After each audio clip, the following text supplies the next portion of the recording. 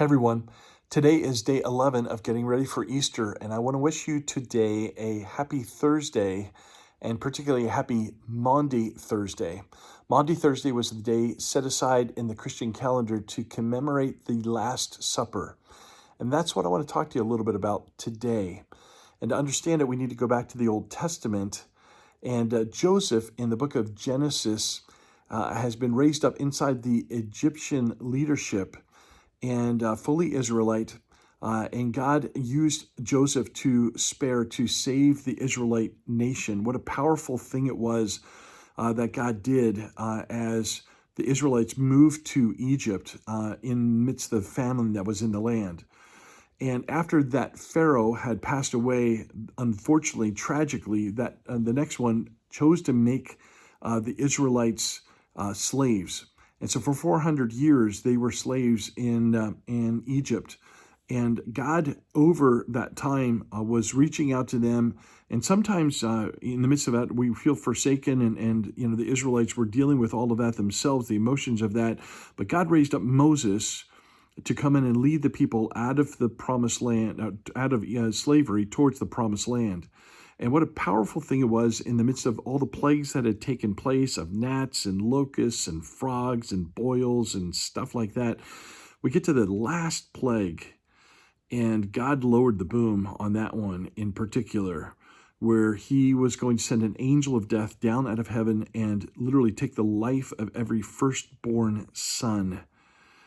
And to protect a household, they were to take the blood of a lamb that would be sacrificed and put it on the doorpost, the lintels of the house, so that that angel of death would pass over that house, hence the name Passover.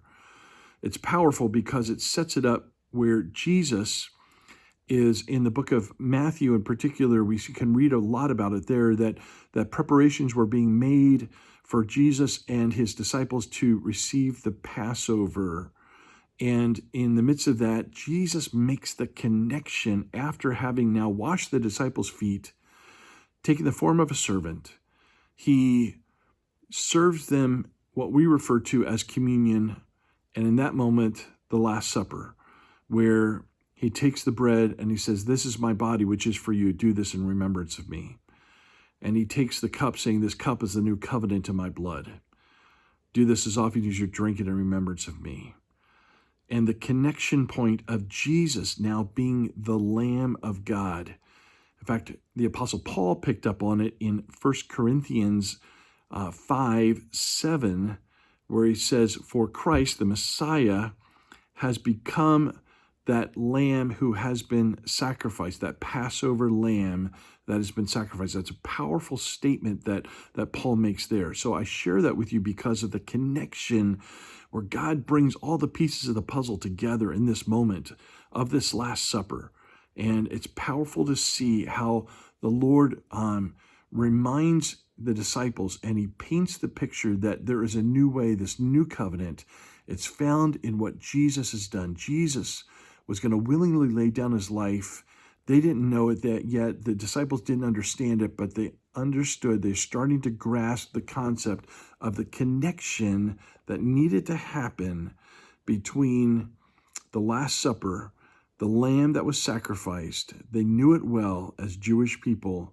They understood the importance of the Passover and how Jesus becomes that Passover lamb. That's powerful for us, as he is the one who takes away the sin of the world.